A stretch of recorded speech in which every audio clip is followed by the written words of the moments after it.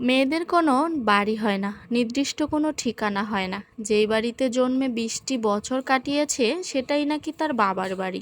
দেন বিয়ে হওয়ার পরে যে বাড়িতে গিয়ে সে উঠেছে সেটা নাকি তার স্বামীর বাড়ি, শ্বশুর বাড়ি। তাহলে মেয়েদের বাড়ি কোথায়?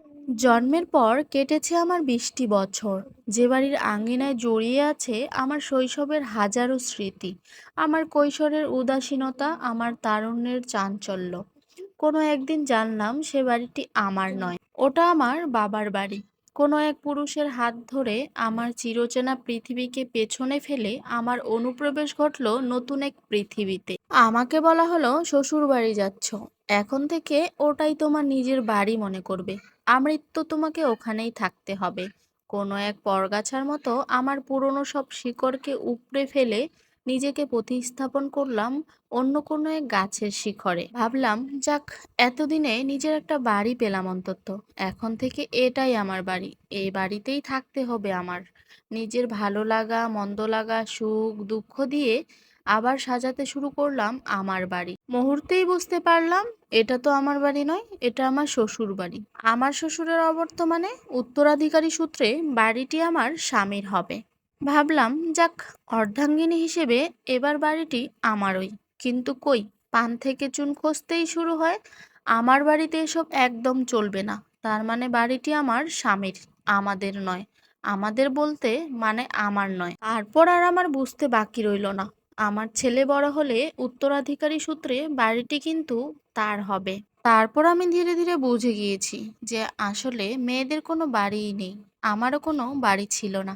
প্রথমে যেটাতে ছিলাম সেটা বাবার বাড়ি, দ্বিতীয়তে উঠলাম শ্বশুর বাড়ি, দেন আমার স্বামীর বাড়ি, তারপর হবে ছেলের বাড়ি। আমি এখন অভ্যস্ত হয়ে গেছি বাড়ি বদলাতে বদলাতে। প্রথমে বাবার বাড়ি, তারপরে শ্বশুর বাড়ি, কোনো এক সময় স্বামীর বাড়ি, তারপরে ছেলের বাড়ি। মেয়েদের এটাই তো নিয়ম। অতীতে আমার মায়ের কোনো বাড়ি ছিল না, আজ আমার কোনো বাড়ি নেই। জানি ভবিষ্যতে আমার মেয়ের কোনো বাড়ি খুঁজে পাবে না। আসলে মেয়েদের কোনো বাড়ি হয় না। মেয়েরা পরগাছার মতো এক গাছ থেকে অন্য গাছে শিকড়ে জড়াতে জড়াতে পরজীবী হয়ে বেঁচে থাকে চিরটা কাল। মনে মনে খুব করে চাইতাম নিজের একটা বাড়ি হবে, সেখানে সম্পূর্ণ আমার সব কিছু থাকবে, আমার পছন্দ মতো সব কিছুই হবে। কিন্তু সেটা আর হলো কোথায়? যুগের পর যুগ আমাদের আগের প্রজন্ম থেকে আগের প্রজন্ম সবাই এই নিয়মটা মেনে এসেছে যে মেয়েদের কোনো বাড়ি হয় না, মেয়েদের নির্দিষ্ট কোনো স্থান হয় না, জায়গা হয় না। বাবার বাড়িতে মেয়েরা কিছু করলে সেটা বলে স্বামীর বাড়িতে গিয়ে করিস, আর স্বামীর বাড়িতে কোনো অন্যায় করলে বলে বাবার বাড়িতে চলে যেতে পারো না।